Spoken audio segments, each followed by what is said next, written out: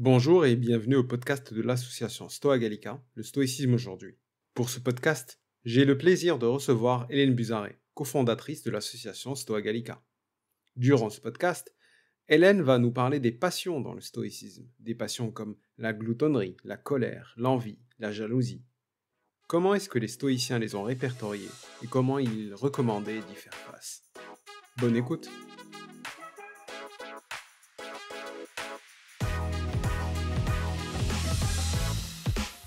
Bonjour Hélène, comment ça va? Bonjour Ali, ça va bien et toi? Ça va très, très bien, ça va très, très bien. Aujourd'hui, on va parler d'un sujet qui intéresse beaucoup, beaucoup de monde. On va parler des passions selon les stoïciens, hein, qu'un mot, Vaste sujet. qui prête, à confusion parfois, hein, pour beaucoup de gens. Ah, Donc nettement. commençons d'abord par, la base.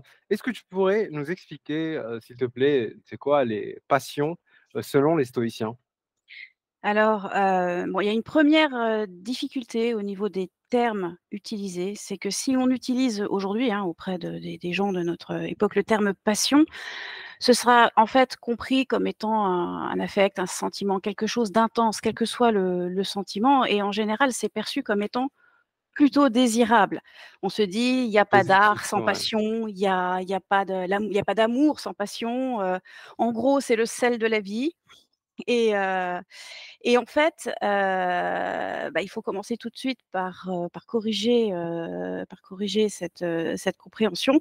Ce que les stoïciens entendaient par passion, hein, donc qui est le terme, donc au singulier pathos et au pluriel pathé, c'est plus proche du terme maladie, dont on peut rapprocher le mot, par exemple, pathéma. Ah Heu d'accord, donc étymologiquement, c'est plus proche de la maladie que, de, le désir, l'envie. Voilà, en fait, si, c'est une forme de désir ou d'envie, mais une forme de désir, d'envie qui n'est absolument pas qui est mal orientée, en fait, qui n'est pas orientée vers ce Mmh. vers quoi il devrait être orienté et dire à quel point c'est considéré comme une maladie par les stoïciens, mais en fait, pas seulement. Parce que si on lit, par exemple, les Tusculanes de Cicéron, on voit bien qu'à un moment donné, il cherche à traduire le grec, il essaye de trouver un terme adéquat en latin et finalement, il se décide par morbus, qui est en fait clairement maladie également. Donc en fait, pour un stoïcien, les toutes ces passions sont en fait des émotions, des sentiments, hein, comme on dirait aujourd'hui. Je pense que les anciens préféraient plus le terme mouvement de l'âme, puisque le terme émotion, ça n'existait pas. Ça, c'est vraiment des qualificatifs tout à fait modernes. On rentre dans des distinctions que ne faisaient pas les stoïciens et les Grecs d'ailleurs en général. Et à l'inverse, ils sont extrêmement précis, sur le descriptif des passions, beaucoup plus que nous, dans le descriptif des sentiments. Donc c'est plus toute une série d'émotions, de sentiments, de mouvements de l'âme que l'on ne maîtrise pas, que l'on subit et parce qu'on les subit, on en souffre. Il faut se rappeler, Marc Aurèle qui dit que, sinon vous êtes comme une marionnette qui est tirée par des fils un peu partout, un coup vous êtes attiré par ci, par ça et cetera. C'est un peu cette idée. C'est quelque chose, comme ce sont des sentiments, des émotions, à travers lesquelles nous ne sommes pas cognitivement actifs, donc nous les subissons et elles nous entraînent, dans tout plein d'excès. Voilà. D'accord. Donc pour les stoïciens, c'est pas bien les passions, en fait. Non, non, C'est ça. non, c'est pas bien et on peut enfin, c'est pas bien. Oui, non, c'est pas bien, c'est quelque chose de tout à fait négatif. On peut remarquer tout de suite que leur position est un peu différente de celle d'Aristote, hein, par exemple. Ah bon? Comment ça? Aristote trouvait que les passions étaient bonnes? Pour lui, oui, parce qu'en fait, c'était des mouvements de l'âme, c'était tout à fait positif, mais par contre, il fallait les modérer, Ah en fait. oui, c'est ça, Voilà le juste milieu et pour Aristote. Ouais, le fameux d'accord. juste milieu Mmh. et par exemple, quand on voit même aujourd'hui, hein, dans l'Église catholique, qui est très aristotélicienne et qui partage la même, approche, systématiquement, ils vont continuer à dire que, par exemple, les stoïciens, veulent supprimer les émotions. Ce qui n'est pas du tout le cas, en fait. Mmh. Parce que les stoïciens distinguaient les fameuses passions des bonnes passions, c'est-à-dire, ce qui reste, en fait, quand on a réussi à éliminer tous ces sentiments et émotions, négatives. Négatif, d'accord, d'accord. Donc comment est-ce que, les stoïciens, suggéraient de se débarrasser de ces passions négatives, de ces émotions négatives?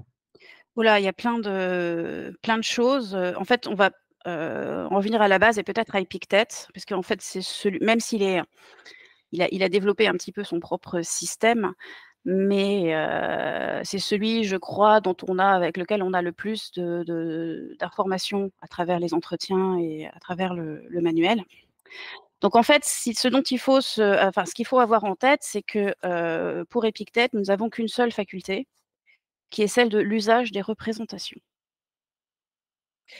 Et Mmh. je ne sais pas si tu te rappelles exactement comment les stoïciens définissaient la représentation. Si tu peux nous le rappeler? C'est ce par quoi c'est ce par quoi en fait nous percevons, l'extérieur. Donc dans la représentation, il y a tout un tas d'informations qui nous vient à travers, tous nos sens, hein. C'est le côté un peu passif de la représentation à travers, nos yeux, le sens du toucher, le goût, et cetera. Mais il y a également un élément plus actif dans la représentation. Donc faut s'imaginer la représentation, à la fantasia, comme, ayant 2 aspects. Un aspect un peu passif, donc les informations que nous prenons, et un aspect plus actif, qui est en fait le représenter, c'est-à-dire l'espèce de jugement moral que nous ajoutons à ce que nous percevons. Alors jugement moral, parfois, je ne sais pas si c'est toujours la meilleure façon de le faire comprendre. Disons que j'aime bien le dire, c'est-à-dire il y a toujours, comment dire? Nous assignons à l'objet que nous voyons un élément positif ou négatif. On se dit: «C'est quelque chose de bien pour moi ou de mauvais pour moi». Et donc Mmh. c'est vraiment cet D'accord. aspect un peu, biface, hein, de la représentation qu'il faut comprendre. Ce volet actif, c'est ce qu'on appelle le représenter. Et c'est, se représenter auquel Épictète fait, référence, enfin plutôt Arrien dans le manuel, juste après avoir exposé les différentes, actes de l'âme, où on dit: «Attention, la représentation», il faut se dire: «Ah non, non, non, tu n'es pas une représentation, tu es le représenté». Et en fait, tout le travail, va consister en travaillant, enfin sur se représenter, en interrogeant se représenter. Ce qui veut dire que du coup, si on reprend après avoir bien posé ce qu'est une représentation et le double volet, en fait après il faut comprendre les 3 disciplines comme étant, un travail sur 3 types de représentations différentes. Les 3 disciplines dans le Les stoïcisme, Tout à fait, les 3 mmh. disciplines. En fait, C'est la discipline de heu, on parle donc de la discipline de l'assentiment, la discipline du jugement mmh et la discipline du désir? Non, en Attends, fait, la toute première, ce qui est en fait la plus pre importante, c'est la discipline du désir et de l'aversion, ce voilà. qui est normalement, en fait, la discipline sur lequel on est censé travailler sur nos passions. Et en fait, donc ce qu'on appelle, eklisis et orexis, hein, juste pour rappeler un peu les termes grecs. Et en fait, ces représentations vont donc avoir pour, représenter tout ce qui nous semble utile, le bien, ce qui est bien pour nous, mal pour nous, à l'inverse, injuste, juste, et cetera. Donc c'est vraiment sur ce type de représenté qu'il va falloir travailler et interroger, pour les ramener en fait à leur juste place. À l'inverse, la discipline de l'impulsion, on va travailler sur des représentations dont le représenté est le convenable ou le non convenable. Et Mmh. ensuite, la discipline du jugement, juste pour les placer, c'est des représentations dont le représenté est le juste, le faux ou l'incertain. D'accord, Donc d'accord, nous, donc ce qui nous concerne, oui. c'est comment, lorsque nous sommes confrontés à un objet, qui nous apparaît comme étant, tout à fait, un bien, hein, quelque chose d'utile, ou au contraire quelque chose de négatif, interroger, se représenter et voir s'il est bien conforme à la nature. Donc la D'accord, donc là, discipline, ouais, ouais, notre excuse-moi. objet, ouais, notre objet, c'est, donc les passions, ça la re c'est les passions qui vont être, le représenter. En fait, c'est la façon dont nous considérons l'objet. Si nous le considérons comme un bien de façon excessive, par exemple, on va dire l'argent. Mmh. ou une belle voiture ou n'importe quoi, mais vraiment, vraiment, on s'y attache. On trouve que si on n'a pas, je sais pas, tel salaire à la fin du mois, vraiment on sera malheureux, quoi. C'est vraiment quelque Mmh. chose, c'est s'attacher et donner une valeur excessive, plutôt qu'une simple valeur d'usage à certains biens ou certains désirs ou certains avantages aussi, Mmh. le bien, non, la beauté, on peut trouver tout un tas de désirs et du coup à l'opposé, tout un tas d'aversions. D'accord, donc on doit faire ce travail pour, pouvoir maîtriser, ses passions. Il faut faire, ce travail sur, nos sur comment est-ce qu'on Représenter. se représente les choses, c'est ça? Mmh. Comment est-ce qu'on se représente les choses? Quel usage on fait de ces représentations? Donc comment est-ce qu'on réagit face à ces représentations pour Mmh. pouvoir, dépasser ces passions qui sont, du coup, pour les stoïciens, des, des affects négatifs, des émotions, qui nous font du mal, si on veut, Mmh. dire les choses, facilement, Voilà. simplement. Très bien, je sais qu'il y a un très, très grand nombre de passions dont ont parlé les stoïciens, hein, je Mmh. pense que les gens pourront après, voir, tout ce que tu as écrit sur le sujet, on va évoquer ça à la fin, Mmh. du podcast. Mais j'aimerais, parler de juste quelques, passions, qui sont très intéressantes, et je voudrais commencer par une, qui je je pense que ça va être très drôle, pour de se dire que les stoïciens, trouvaient, ça comme une passion, vraiment ils s'intéressent à cette passion, c'est la gloutonnerie.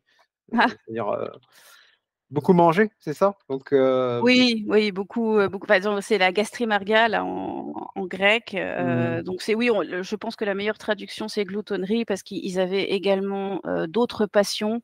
Ils avaient également listé d'autres passions en lien avec la la nourriture, nourriture, ah ouais, mmh, suivant leur objet parce qu'en fait, étonnamment, le grec est extrêmement précis.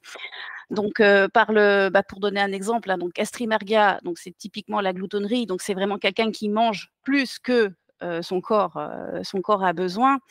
Mais en fait, les stoïciens distinguaient, et pas que eux, je pense que c'était aussi les platoniciens, néoplatoniciens, également des passions qui étaient liées à une obsession sur la qualité des des aliments, tu sais, vouloir à tout prix, chercher des aliments chers, je sais pas, quelqu'un qui voudrait se nourrir de caviar tout le temps, j'exagère, mais tu vois un peu vraiment l'idée de vraiment qui aime que les bonnes choses. Alors dans la tradition grecque, on a différents termes, en tout cas pour qualifier cette passion de la on va dire de la qualité de la nourriture. Musonius Rufus, apparemment, il parle plutôt du terme opsophagia, qui est l'idée de vouloir vraiment quelque chose de fin. On a également Galien de Pergame, hein, qui doit traiter qui en parle un petit peu et utilise plutôt le vocable lychneia, ça veut dire le désir de lécher. Je sais pas si tu vois un peu ce que ça c'est très parlant en fait, quand tu d'accord. regardes et du coup ce qui est intéressant, c'est que la tradition, alors chrétienne mais orthodoxe ultérieure, en parle aussi, mais elle l'appelle plutôt l'émargia, cette passion.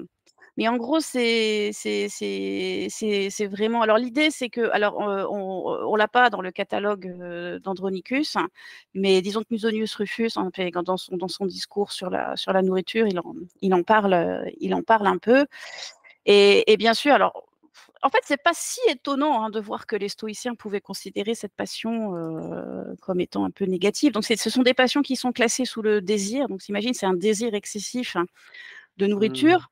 On pourrait peut-être ajouter aussi un désir excessif de vin, l'oïnophlugua. Tu vois d'accord. il y a ça, mais tu vois, c'est tout un tas de on peut trouver, donc tu hein, c'est quelqu'un qui va, Mmh. boire du vin, ou de l'alcool, on va dire plus que de raison. Et en soi, bon, bah, effectivement, pourquoi est-ce qu'ils le considéraient comme étant quelque chose de négatif? Parce que bon, déjà, c'était un sacré manque de maîtrise de soi, clairement. Oui. Et surtout, Ouais, bon, bah, ils avaient déjà remarqué à l'époque que c'était pas forcément bien bon pour la santé, oui, de oui. toute façon, et que pour Musonius, c'était une forme de comment dire? De mollesse, en fait. Et justement, pour développer la maîtrise de soi, ce qu'il disait, c'est que, travailler sur toutes les passions liées à la nourriture, en fait, c'est génial parce que comme on est obligé de se nourrir plusieurs fois par jour, c'est autant d'occasions de s'entraîner. Mais on voit bien tous les excès, hein, que ça peut provoquer, hein, Ouais. l'excès de nourriture, l'excès d'alcool, Mmh. bon et c'est un peu, outrepasser les besoins de son corps, hein et même quand on va chercher de la nourriture un peu trop, fine. Bon, c'est pas forcément la nourriture fine qui est la meilleure pour le corps. Là, je peux renvoyer au discours de Musonius sur la nourriture où en fait, lui, il dit, hein: «Il faut prendre de la nourriture simple, plutôt, pas tellement carnée, hein, mais uniquement parce que ça alourdit». C'est exactement, quelqu'un qui mange trop, ça alourdit, ça provoque de la mollesse, bon, en gros, on n'est plus vraiment maître de sa vie. Mmh, Quelque mouais, part, on se laisse aller. d'accord. Mmh. Voilà, c'est Ouais. ça, c'est un peu l'idée Mmh. et puis à une époque comme la nôtre, où en fait on a quand même pléthore, on est une société quand Ouais, même, plutôt riche, bon c'est très facile, hein, de se très laisser aller facile. à des abus de nourriture, ou d'alcool, hein, d'ailleurs. Oui, c'est clair, ouais. Bah, en fait, c je ne m'étonne pas que, ils trouvent que la gloutonnerie, enfin beaucoup manger, soit mauvais pour soi.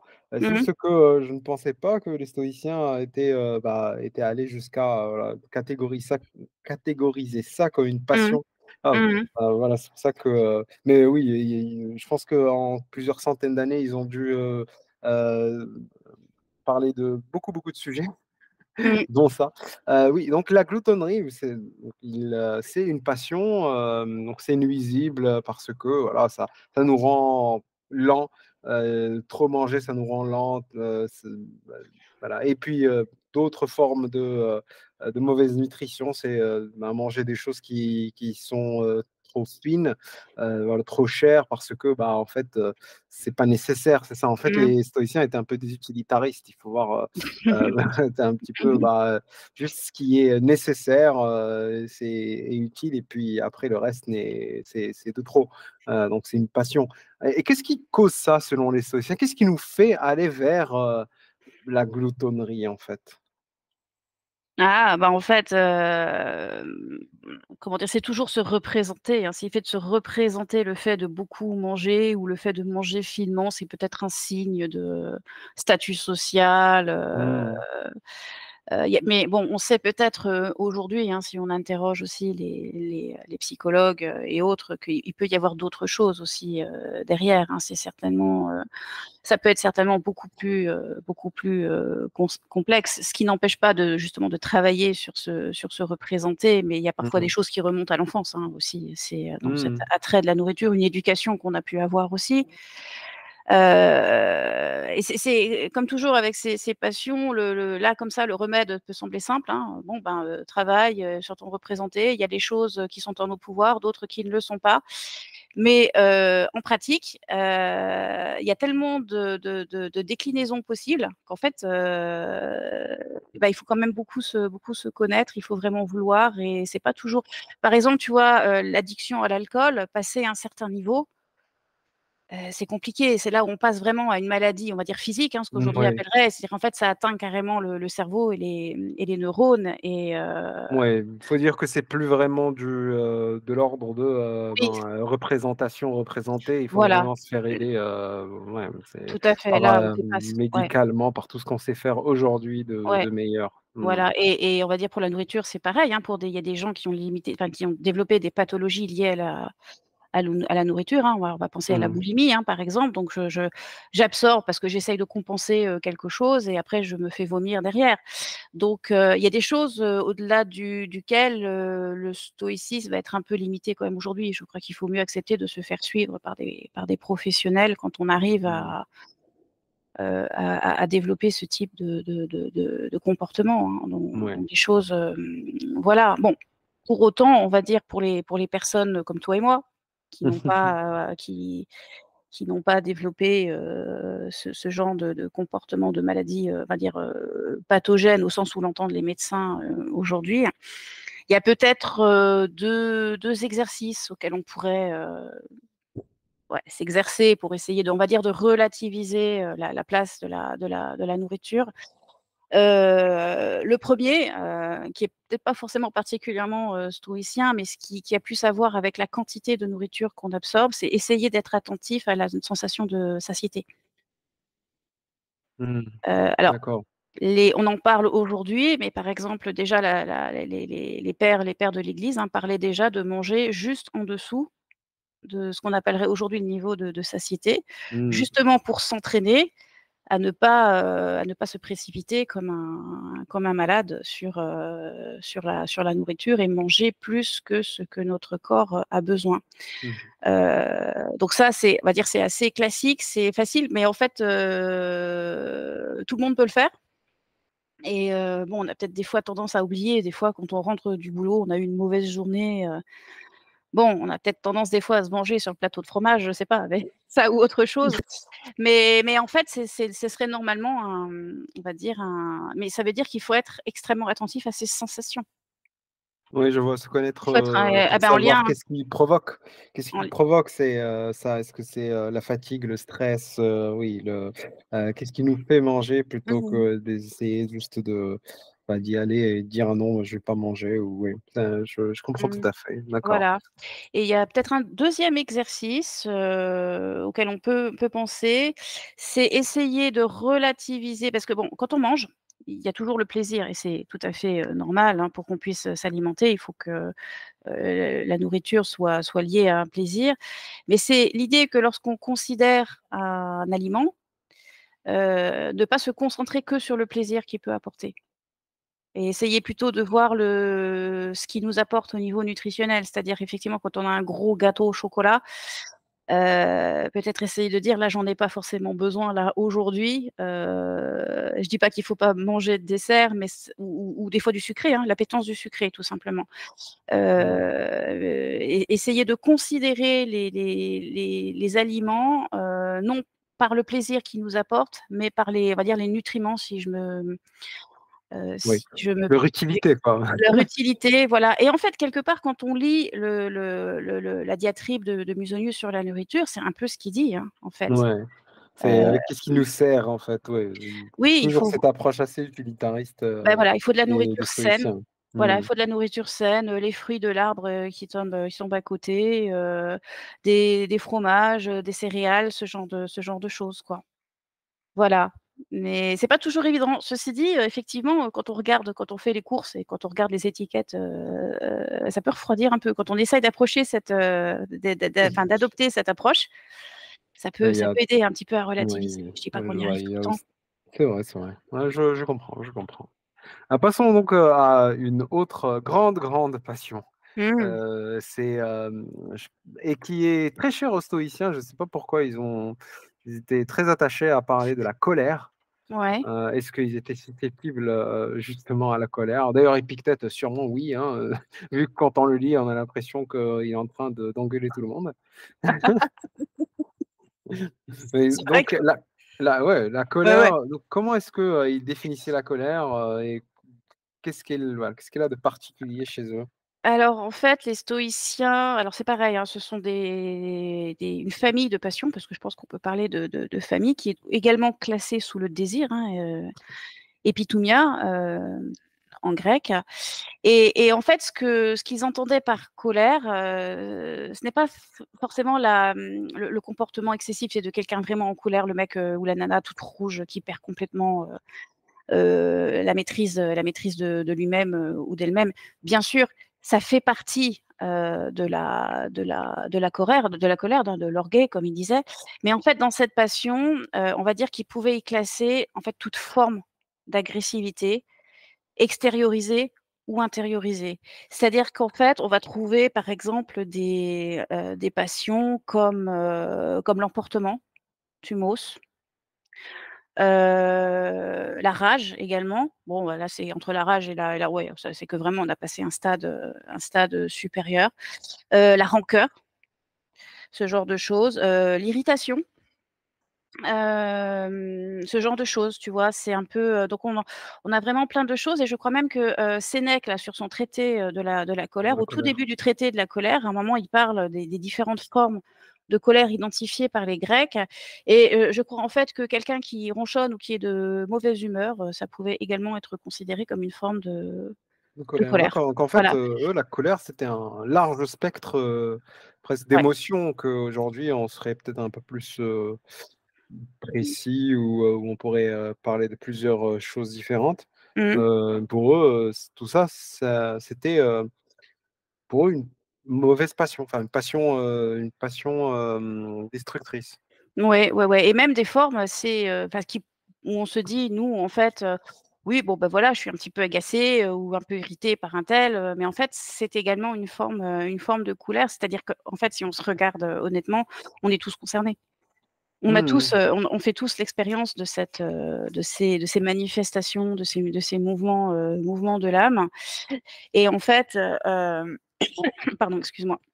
Ce sont des maladies, et parce que alors bien sûr, on a la manifestation externe, on va dire, extrême de la personne, on va dire folle de rage, que Sénèque a bien décrit, hein, dans son traité. La personne, elle tremble, elle perd complètement, la maîtrise d'elle-même. Donc c'est à la fois très impressionnant pour l'entourage, en général, c'est assez mal vécu, par l'entourage, mais c'est également mauvais pour la personne en elle-même, hein, même en termes de santé, on va dire, physique, hein, au terme nerveux, cardiaque, plein de choses. Et en fait, ça pourrit la vie de l'entourage. Donc déjà vis-à-vis de la vertu de justice, c'est pas terrible, en fait, par rapport à des comment dire? À des relations, apaisées, on va dire Mmh. avec autrui. Et donc les stoïciens étaient extrêmement sévères, vis-à-vis de la colère, vis-à-vis de ça, et alors s'il y avait une passion qui était vraiment, un exemple de manque de maîtrise de soi, c'était vraiment ça, et ils ne cessaient de lutter, contre cette idée que pour agir, il faut être en colère. Donc là, du coup, bon, ils essayaient de contrecarrer, Aristote, qui disait il fallait un petit peu de colère pour, les enfin, Pour cette agir, espèce c'est mmh. la colère, il y a une énergie aussi dans cette, dans Mmh, cette ouais, dans cette c'est clair, émotion, ça donne de l'énergie. et les stoïciens qui essayaient de répondre à Aristote, ouais, bah, du coup, une fois que tu t'es laissé à la colère, essaye de voir si tu peux la calmer et la maîtriser, hein. Ça peut pas être la même passion, et je t'avouerai que même aujourd'hui, dans le milieu, chrétien, ils sont pourtant très aristotéliciens, catholiques. Là, maintenant, ils disent: «Bon, bah, les gens effectivement qui ont un tempérament colérique, bon, l'expression de la colère, maîtrisée, là, vous laissez tomber les gars, hein. Vous allez pas y Ah arriver», ouais, ouais, ils sont enfin, on va dire d'accord. qu'ils oui, ils relativisent, hein, quand même un petit peu, donc ils seraient même plutôt du genre, du coup, dans ce cas-là, peut-être, pour ces personnes-là, pour les personnes ayant un tempérament, colérique, justement parce qu'elles auront du mal à se maîtriser. Leur tempérament les mène naturellement à être, irritées, en colère contre tout un tas de choses, donc c'est compliqué, pour elles. Donc pour ces personnes-là, ils disent: «Bah, essayez en fait, d'éliminer, toute forme de colère, D'accord. en essayant de Donc développer certaines vertus». Mais d'accord. Pour les stoïciens, donc en fait, heu, ils voudraient qu'on soit jamais en colère? Qu'on soit, jamais, agacé de quoi que ce soit? ben, en fait, techniquement oui, en fait, hein, mais c'est dur, hein. C'est très, très exigeant, en fait. Mmh. Alors après, on peut très bien être momentanément agacé par quelque chose, on n'est pas non plus totalement inhumain, mais après heu c'est vraiment l'idée. En plus, la colère, quand tu vois la définition, c'est vraiment l'idée un peu de se venger de quelqu'un dont on pense qu'il nous a fait du tort. Alors ça peut être quelqu'un, ça peut être une situation, ça peut être, Mmh mh. plein de choses, et en fait, ils essayaient par divers moyens. Tu vois, imagine la personne, en colère, qui donne un coup de pied dans une pierre. Je dis: «Bon, bah, d'accord, et qu'est-ce qu'elle t'a fait cette pierre? En quoi ça va changer la situation, contre lequel?»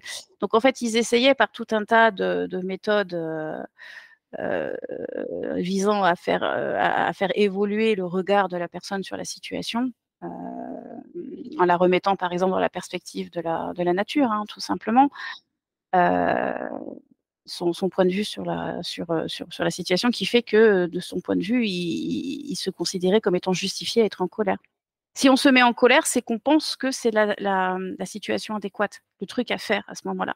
Donc l'idée, c'était d'arriver par tout un tas de moyens à persuader que non, en fait, la colère n'est pas du tout, la meilleure réaction. Après, il ne s'agit pas de supprimer toute émotion. On a quand même toujours ce qu'on appelle les premiers mouvements de l'âme. Mmh. On est bien sûr qu'on peut avoir des premières réactions à quelque chose, on n'est pas fait de bois non plus. D'accord. Mais c'est là qu'intervient ce fameux travail cognitif sur les émotions. Donc déjà pour faire ce travail, ça veut dire qu'il faut être, attentif à ses émotions. Alors je sais qu'il y a des personnes qui sont beaucoup plus sensibles, hein, aux émotions, qui ressentent les émotions de façon plus intense que d'autres. Donc pour ces personnes-là, c'est peut-être plus difficile parfois.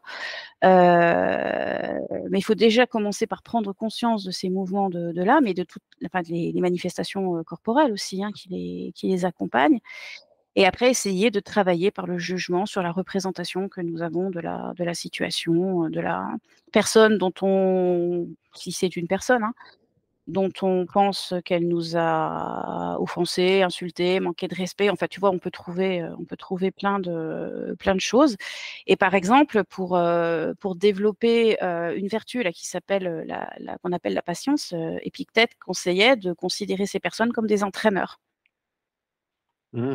C'est vrai que Je parfois, vois. on a des personnalités un petit peu difficiles, donc changer un peu son regard sur ces personnes-là et te dire: «Oui, bon, ben voilà, si du moins le C'est désir». l'occasion de s'entraîner. Voilà, bah, voilà, le si effectivement le désir est de s'améliorer, de développer, les vertus et cetera et ben, considère, en gros les emmerdeurs qu'on va rencontrer dans la vie comme des entraîneurs. Comme des entraîneurs. Il y a peut-être aussi d'autres façons de considérer les choses, c'est de, essayer de retrouver, l'humanité profonde des gens qui sont autour de nous. Parce qu'en général, quand on est en colère contre quelqu'un, on a tendance à l'affubler de tous les défauts du monde et ça, Marc Aurèle, par exemple, le fait souvent, c'est essayer de se rappeler que, comme nous, hein, ces personnes sont des, comment dire?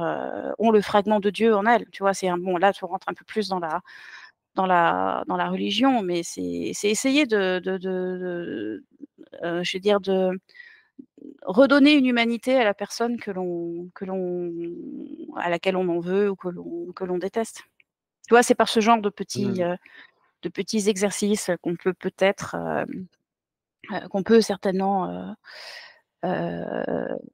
Travailler sur la colère, ouais, ouais, c'est travailler ça. sur soi. Après, c'est certainement pas une chose évidente et puis effectivement, il y a des gens de tempérament qui sont très, très calmes, il y en a d'autres qui sont plutôt, colériques, hein. Donc Mmh. effectivement, pour une personne qui est naturellement calme, bon la colère, ce sera beaucoup moins un sujet que pour une personne, qui est, naturellement, portée à s'irriter, s'agacer contre les gens et les situations, Ouais. qui lui font obstacle, Mmh. Il y a sûrement, aussi plein de choses que la psychologie moderne peut nous dire sur, probablement. enfin la colère des gens parce que, bah, ça peut être aussi, des mauvaises, enfin, ça rentre peut-être aussi dans la représentation, mais, pas juste comment est-ce qu'on se représente la situation, mais qu'est-ce qu'on croit, quelles sont nos croyances, Mmh mh. de base, sur, par exemple, quelqu'un nous a dit quelque chose, que l'on a perçu comme, étant,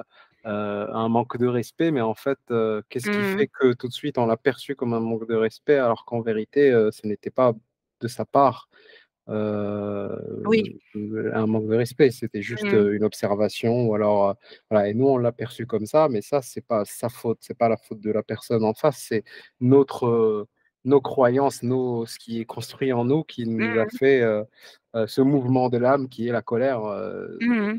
c'est ça, oui.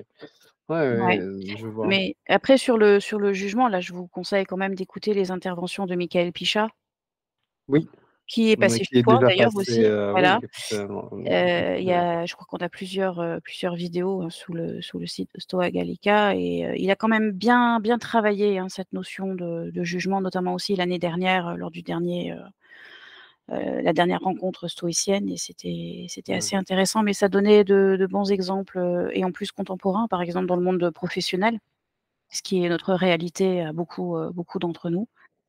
Donc c'est intéressant de passer du temps à écouter et en fait, à justement à changer notre point de vue sur la façon dont nous nous représentons, ouais, les situations et notamment ce que l'on vit comme étant, un manque de respect, par exemple, ouais, ouais. par Ouais, exemple. je vois. D'accord. Ouais, la colère, vraiment un vaste sujet, hein, Oui. enfin, j'ai été, j'ai beaucoup, travailler sur le sujet moi aussi. C'est pas l'objectif du podcast, mais bon, il y a Mmh. vraiment beaucoup de choses à voir, en plus de ce que, les stoïciens ont présenté, pour travailler sur la colère, Mmh mh. ou justement comment potentiellement savoir exprimer sa colère. Parce que parfois, ne pas exprimer la colère et peut Mmh. être plus destructeur que de l'exprimer. Ou, Hem, exprimer le fait qu'on ait été blessé, par ouais, quelque chose. Bah, si je dois faire un peu mon coming out, je peux dire que moi la colère, c'est une de mes passions. Voilà, je suis préféré? ouais, ouais, c'est ça, c'est je me sens assez concernée par ce genre de Mmh, de de passion je peux comprendre aussi. et je sais par exemple que, bah, le fait d'essayer de m'entraîner à accepter les choses telles qu'elles sont, bah, ça aide. Il y a des fois se dire, bah, ouais, quand on accepte qu'une situation, bah, tu peux enfin, on est obligé de l'accepter telle qu'elle est, on peut pas Mmh. la changer et que, finalement ça sert à rien de s'énerver, de s'emporter parce qu'en fait on se fait plus du mal à soi, Mmh mh. qu'autre chose. Ça c'est pas mal et on voit bien que sur les passions, bah, c'est tous les exercices liés, enfin que, Pierre Hadot avait suggéré de lier la discipline du désir et de l'aversion, aux exercices sur la physique. Notamment l'acceptation du destin et mais c'est pas idiot en fait, parce qu'effectivement on se rend Mmh. compte que pour certaines, pour accepter, certaines situations, en fait, on se rend compte et c'est vrai, il y a plein de choses qu'on ne contrôle pas, qu'on ne peut pas contrôler. C'est énormément de choses, y compris, sans parler des grands phénomènes de l'univers, mais tout simplement, par exemple, dans l'entreprise dans lequel, nous travaillons, les entreprises dans lesquelles nous travaillons avec l'imbrication des services, par exemple. Les intérêts d'un service, l'intérêt du service dans lequel nous travaillons ne sont pas forcément les mêmes et bon, il y a des fois, il va y avoir des situations où on va être, nos initiatives vont être bloquées, et chacun a des bonnes raisons pour le faire, en fait. Donc c'est et en fait, de réagir avec, on va dire un trop d'énergie ou trop de et ben, en fait, ce sera plus contre-productif qu'autre chose. Mmh. Mmh, non, je comprends tout à fait, je comprends tout à fait. C'est un très bon exemple. Mmh D'accord. et ça dans l'entreprise, c'est bourré Oui, de situations. Bon, je ça suppose arrive, que tu dois connaître ça, ouais aussi, ouais. toi aussi, les situations, les sentiments d'injustice, hein, parce que ça aussi, ça génère de la colère et cetera donc c'est Mmh, c'est c'est un clair. ouais, comme tu dis, alors la colère en soi, c'est vraiment un vaste sujet et puis évidemment, bien sûr, il y a aussi l'éducation qu'on a reçue, gamin. Mmh mh. Si on a des parents colériques, si c'est le seul exemple qu'on a eu de comportement, voire même si quelque part par notre éducation, on nous a enseigné que, la colère était une bonne chose parce que: «Oh mon Dieu, mon fils, il ne faut pas te faire avoir, il faut savoir défendre ta place dans la vie», ce genre de choses quoi. Donc c'est bon, fais-toi respecter et cetera. Tu vois? C'est un peu ce genre de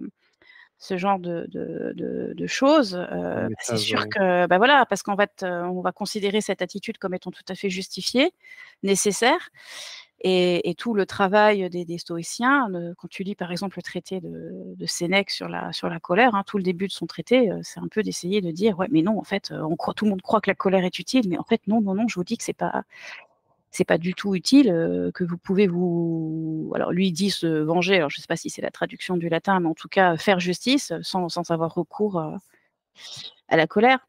Alors c'est vrai que parfois, c'est une situation qui est un petit peu difficile à maintenir, par rapport à certaines positions, certaines situations très, compliquées, ouais, je parle des situations, je sais pas moi, le viol par exemple, ce genre de choses. Il y a des Mouais. situations, et pourtant, bah, c'est tout en fait, pour s'en sortir, enfin et le travail et je dis pas que le travail est facile, hein, je dis pas ça, mais pour s'en Pas sortir, du tout, voilà, sûrement, il faut réussir à évacuer, ce qui veut pas dire qu'on va renoncer à à la faire une action justice. à la justice, à exercer une action en Mmh. justice, voilà, c'est pas ça, hein. C'est qu'en fait, se laisser dominer par toutes ces émotions, ça en fait, ça nous fait du mal à nous et au final, ça fait pas grand mal à la personne qui est à l'origine, de l'offense, hein, si c'était, ou de l'action négative, bah, c'est tout un travail sur soi.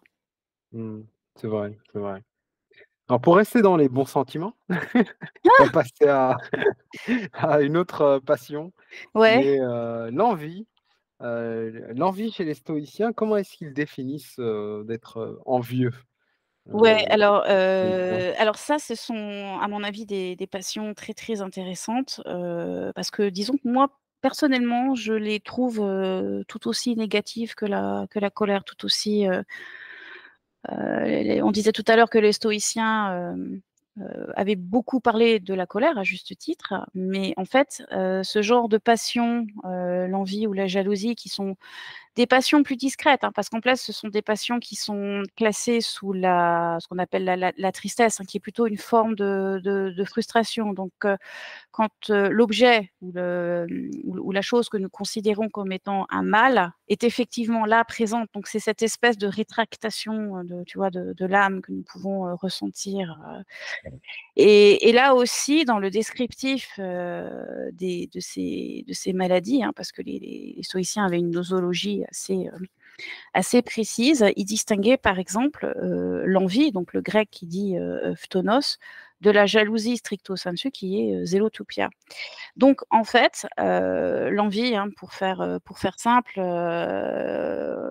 alors elle est parfaitement documentée, que ce soit dans le catalogue d'Andronicus ou même par Cicéron, et Cicéron la décrivait comme étant donc le chagrin ou la tristesse, hein, ça dépend comment ce qu'on traduit loupé, qui est engendré devant la prospérité d'autrui, prospérité qui ne nous nuit en rien. C'est-à-dire qu'en fait, là, vous avez la personne n'avait pas de désir particulier, hein, vis-à-vis de cette chose. Le fait que la personne envers laquelle elle est envieuse obtienne tel bien ou tel avantage, bon, en fait, de facto, ça ne lui pose aucun problème. C'est même pas quelque chose qu'elle désirait particulièrement. Mais elle va ressentir de l'envie. Alors évidemment, ça peut être par rapport à une certaine prospérité matérielle, mais ça peut être toute forme d'avantage, hein. Ça peut être une forme de beauté, une forme d'intelligence. On peut trouver vraiment plein de choses. Ça peut être, par exemple, également pour les relations qu'elle possède. Enfin, tu vois, ça peut être plein de choses. L'important dans cette passion, c'est l'idée que, en soi, la personne qui ressent de l'envie, en soi, ça ne lui cause aucun mal, en fait. Peut-être même que c'était Mmh. quelque chose qu'elle ne désirait même pas. Mais le fait de voir, la personne dont elle est envieuse disposer de tel ou tel, avantage, et ben, tout d'un coup, elle va ressentir cette espèce de crispation, de crispation de l'âme. Et alors c'est assez subtil, en fait, comme description, et peut-être que pour mieux faire comprendre, on va essayer de définir la jalousie, donc zélotopia par opposition. Là, la jalousie, c'est un petit peu différent.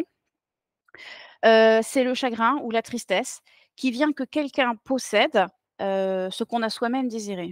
Donc là, c'est peut-être quelque chose on l'a, hein. La personne que l'on considère qui est l'objet de notre jalousie, a également dispose de ce bien, et en fait, la jalousie, c'est plus, un refus du partage. C'est l'idée que seuls nous, heu avons le droit de bénéficier, de ce bien ou de cet avantage. Donc Tu vois? on l'a aussi, c'est pas on a enfin, c'est que, on ne veut pas ce qu'il a et qu'on n'a pas, c'est ça? Mmh. Ouais, ouais, tout à D'accord. fait. Mmh. D'accord. C'est vraiment quelque chose, les 2 possèdent, mais en fait, c'est un refus du partage. Donc c'est des D'accord. différences, assez subtiles, hein, quand même. Mmh. C'est pas toujours évident de bien faire la différence. Alors après, honnêtement, je pense que l'envieux devient très vite, jaloux, enfin les 2 Mmh. passions, enfin je veux dire, entre envier, les biens ou l'avantage de la personne et finalement envier, la personne elle-même, enfin bon, ça peut être assez, ça p on peut y venir, assez vite. Donc c'est vraiment l'idée que, pour la jalousie, c'est vraiment le fait de refuser le partage, hein, ce qui en fait est contre la vertu de justice aussi, tout simplement. Le fait de rendre à chacun, c'est aussi, peut-être considérer les biens comme les comme qu'on possède un peu comme un prolongement de soi-même, ce qui fait qu'on n'a pas du tout envie que d'autres les aient, aussi. Bon, c'est un peu une extension du moi, quoi. Donc D'accord. dans le Et fond. quand on a et si, on n'a pas quelque chose et que, On voudrait ce que quelqu'un d'autre a. C'est de l'envie ou de la jalousie? Mais Alors là, en il y avait éventuellement une troisième passion, enfin, qui est mmh, ce qu'on appelle la rivalité. Et là, ça veut dire mmh, qu'effectivement, c'est une qualité, un avantage que l'on n'a pas, mais qu'on désire, à l'inverse mmh, de l'envie. Et tout d'un coup, on voit qu'une autre personne l'a, et du coup, on ressent de la rivalité avec elle. Alors pour être, clair, les stoïciens, avaient 2, comment dire? Il y avait, un pendant négatif à la rivalité et un pendant positif. Négatif, ben, évidemment, on est tellement emporté par les sentiments négatifs que ça nous emporte, et l'autre, par contre, où on va être dans une relation positive et en fait, cette personne va nous servir de modèle. Et c'est d'accord. par exemple, quand tu recherches, dans le stoïcisme, bah, tous les modèles qu'on est censés se trouver, telle ou telle personne, soit réelle, soit de roman ou autre, et ben, en fait, ça repose sur la rivalité, mais une conception positive de la rivalité. C'est-à-dire qu'en fait, elle va servir de modèle pour que soi-même, elle va Je nous vois, servir de support pour qu'on développe je vois. ces qualités. C'est en fait, c'est positif si, ce qui est là est positif Ouais, et c'est si négatif si c'est ce qui est là et si on désire, le ce qui est là et ce qui est là est négatif. C'est ça? Bah, Dans, en fait, dans l'une, on va dans l'aspect positif, on va chercher à l'imiter pour mouais. développer soi-même. Dans l'autre, on va plutôt chercher à détruire la personne, tu Mmh. vois? Parce qu'en D'accord, fait, ça va être, juste vécu comme étant insupportable. Et en d'accord. fait, c'est 2 ou 3 passions, quoi, du coup, en fait, heu moi, je les trouve presque aussi, aussi négatives que la colère, parce qu'en fait, elles sont sournoises, on les voit pas. Enfin, c'est beaucoup moins explosif Mmh. que la colère. C'est Mais en vrai. fait, quand on regarde leurs effets négatifs, hein, ce qui fait qu'effectivement ça peut devenir une pathologie. Par exemple, que fait une personne envieuse, ou jalouse? Par exemple, dans un groupe de travail, dans une entreprise, c'est peut-être la personne qui va subtilement chercher à dézinguer, le collègue, qui a tel ou tel avantage. Au final, ça peut diviser les équipes, ça crée une mauvaise ambiance, voilà, c'est ce genre de Ouais, choses. moi j'ai déjà vu ça, oui. Ben, moi J'ai aussi, bien clairement sûr, déjà vu on ça. l'a Par vu. exemple, 2 collègues, l'un, a eu une promotion que l'autre, aurait voulu avoir et Mmh, bah, du coup, la suite, c'était que, celui qui ne l'a pas eu, il n'a pas arrêté d'être, extrêmement, vindicatif, négatif, voilà, à essayer mmh, de tout faire pour, casser l'autre, mmh, et c'était pas joli à voir du tout. mmh. Bah, ouais, c'est clair. Et Et là encore, la personne dont tu parles, elle était vraiment ouvertement vindicative, mais des fois, ça peut être plus ouais, subtil. en plus, ouais, ouais, ouais, Ça peut être c'est voilà, ça peut être plus caché parce qu'en plus, ce qu'il y a, c'est que on n'avoue pas facilement être jaloux. Je dirais ouais, on c'est avoue beaucoup plus facilement être sujet à la passion amoureuse que dire: «Je suis jaloux». C'est pas le truc, parce que tout de suite, bah, il y a mmh, pas la voilà, il y a pas, c'est pas le genre de passion qui a vraiment une connotation toujours positive, y compris dans la société d'aujourd'hui. Donc en fait, des fois, de confronter quelqu'un à sa jalousie, des fois, mmh, ça peut servir de comment dire? De déclencheur, quoi. Mais en fait, il y a c'est que ce genre de passion, en fait, ça nourrit le ressentiment, terriblement, ouais, terriblement. Et en plus, ça nous amène à être injustes, hein, à l'égard d'autrui, à ne plus leur rendre ce qu'on leur doit, en fait. mmh, oui, c'est clair. Il y a une, je me demande, en fait, s'il y a une quatrième passion. Quand on a parlé du fait de, quelqu'un a quelque chose, et on est envieux, enfin on ne la veut pas, mais on est envieux, qu'il l'ait. Mmh mh. On a quelque chose et l'autre aussi et on est jaloux parce qu'on ne Mmh voudrait pas qu'il l'ait. mh. On est La rivalité, c'est que, c'est quand, il a quelque chose qu'on n'a pas et on voudrait l'avoir aussi. Mmh. Mais est-ce qu'il y a une passion qui est, on a quelque chose, et on ne voudrait pas que l'autre l'ait? En fait. Il ne l'a pas, on voudrait pas que quelqu'un d'autre c'est un peu une sorte de forme de jalousie aussi, c'est Bah, que c'est une forme de jalousie, je crois, en fait, forme de parce jalousie que aussi. quelque part, la jalousie, c'est une forme d'envie inversée, quoi, en fait, c'est un Ouais, peu l'idée, ouais, ouais, oui, je pense que c'est plus de la jalousie. En fait, c'est ça, on veut pas que l'autre l'ait. Ouais, c'est qu'il l'a pas, il l'a pas, c'est que c'est comme si en Ah fait, et on c'est fait comme tout. la rivalité mais inversée. C'est que, c'est Ouais, nous qui sommes, en avantage, c'est nous qui l'avons la chose, l'autre il est poursuivi. C'est l'autre il nous ouais, poursuit et on voudrait pas, on voudrait l'écraser pour qu'il oui, je vois. ne vienne pas Hem nous chercher. Alors Donc je me je demande, sais pas, j'ai rien vu dans les catalogues, mmh, mais ça pourrait, hein, en fait, je ne sais pas, mais ça pourrait et ça ouais, se fait ça que ça pourrait pourrait, on pourrait c'est envisager vrai. un quatrième cas, mais du coup, je n elle n'est pas dans les catalogues, y compris celle Mmh, d'Andronicus là qui est le plus d'accord. développé, Mmh, donc mais c'est possible qu'elle possible, ouais, existe, c'est vrai. hein, parce que c'est le Mmh. genre de comportement aussi, Ouais, que les stoïciens auraient sûrement mal vu probablement et parce que ouais. ça doit générer aussi tout un tas d'attitudes, Mmh. contre la justice. Ça c'est ouais. Et du coup, beh, comment est-ce qu'on peut repérer la personne, jalouse, envieuse, et cetera? Donc c'est déjà fondamentalement, et je crois que il y a Valérie Laurent, hein, qui a dû faire une étude un peu sur ces trois passions et il disait que pour Musonius Rufus, en fait, fondamentalement, c'est l'incapacité à se réjouir du bonheur de l'autre. Mmh. Je vois. Donc on va peut-être avoir du mal à faire des compliments. C'est Mmh. peut-être à ça qu'on peut essayer de voir, si on éprouve de la jalousie. Parce qu'on a tous fait l'expérience de la jalousie, hein. Enfin, faut être Ouais, très clair, de y compris à l'envie, de la commencer rivalité ouais, évidemment, à mais commencer dans la fratrie, quand on a des frères ou des sœurs. C'est le premier lieu, je pense, où on développe, où on fait l'expérience de ce type de sentiments. Donc qu'est-ce qui peut nous aider comment dire? À identifier? C'est peut-être, un esprit trop critique, à l'égard de certaines personnes. Parce qu'en général, la jalousie, prend des personnes spécifiques comme cible. Heu, Tu vois, c'est ce genre d'attitude, peut-être une incapacité à faire confiance aussi, des fois. On m'a dit ça peut être assez subtil parfois et peut-être que la 1re thérapie en fait de ces passions, c'est déjà de se reconnaître comme étant jaloux. mmh, Ce qui n'est du coup pas toujours évident parce que comme on le disait, c'est pas le genre de passion, auquel on s'avoue facilement dont on s'avoue mmh, facilement victime. Heu, il faut faire alors ça, j'ai plutôt vu ce conseil dans les chez les chrétiens, mais je pense que c'est un très beau conseil. Il faut faire attention à la comparaison. mmh. Oui, parce qu'il y en a Heu, qui dit quelque part ouais. que, si tu veux être malheureux, compare-toi aux autres. C'est, Oui, ben voilà, exactement. Donc faire attention à la comparaison.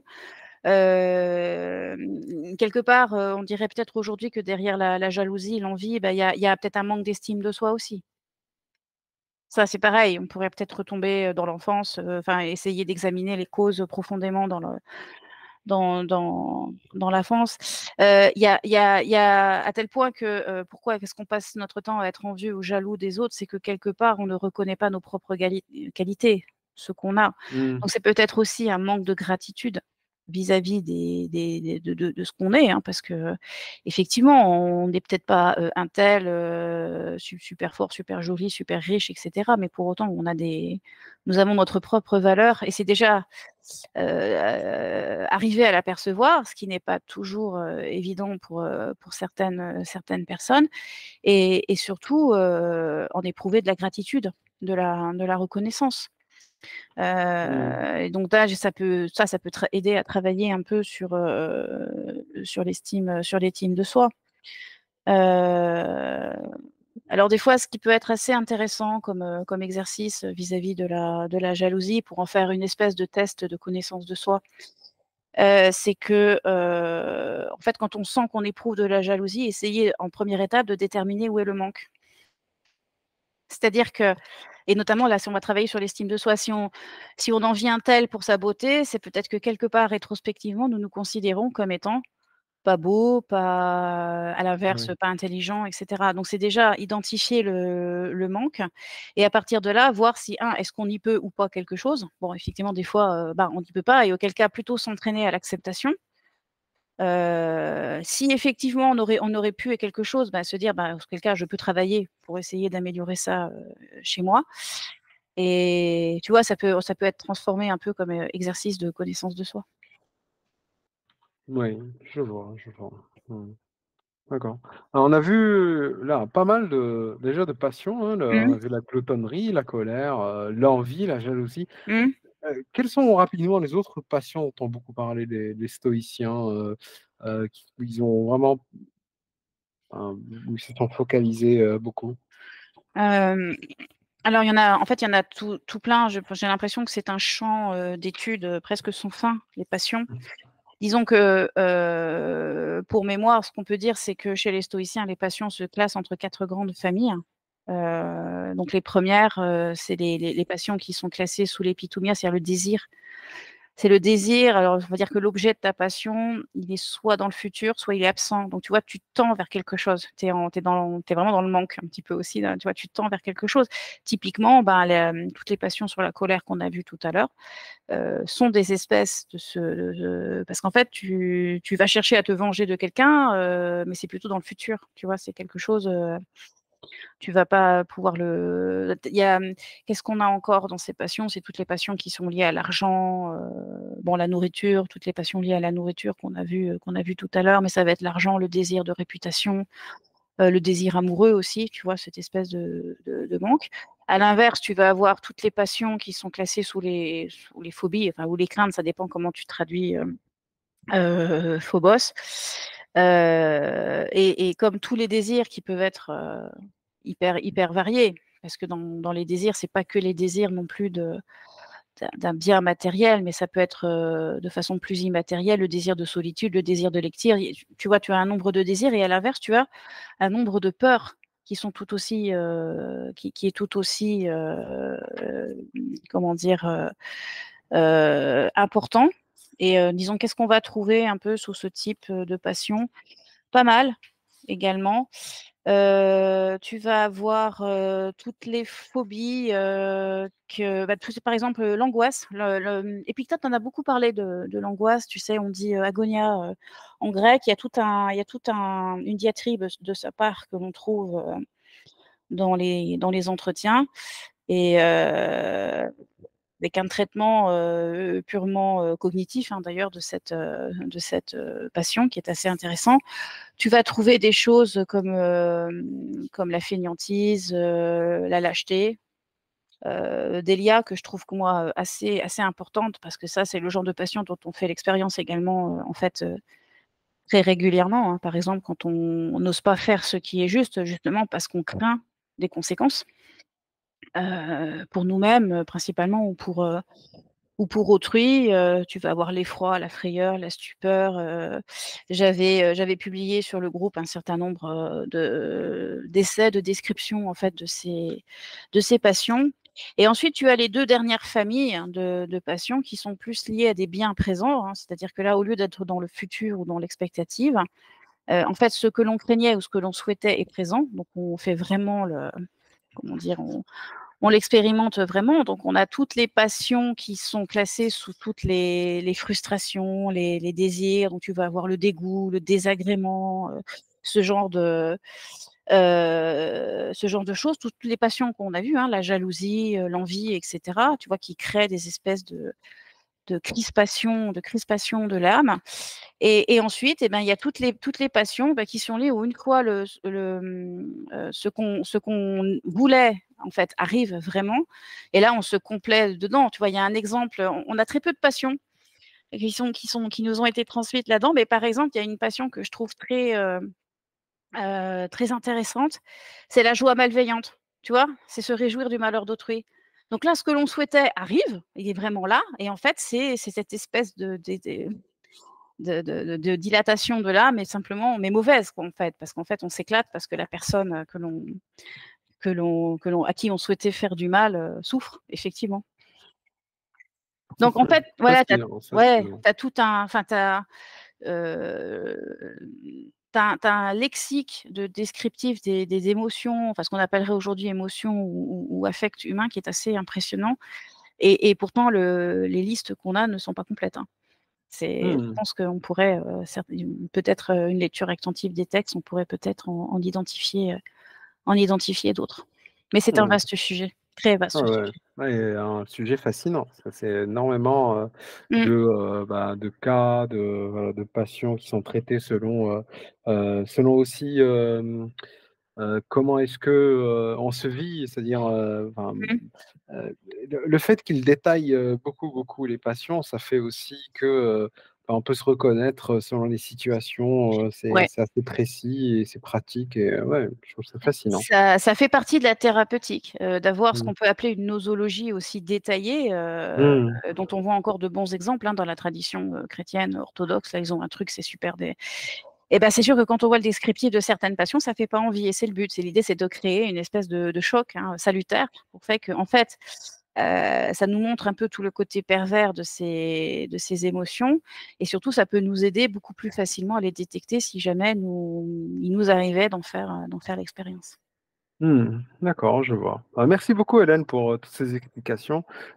Si les gens veulent, en savoir plus, ils peuvent, lire déjà, tous les articles que tu as écrits, et qui sont publiés, hein, que ce soit sur, la page Facebook de, Stoa Gallica ou, sur le site de Stoa Gallica, hein, que je vais mettre tout en lien.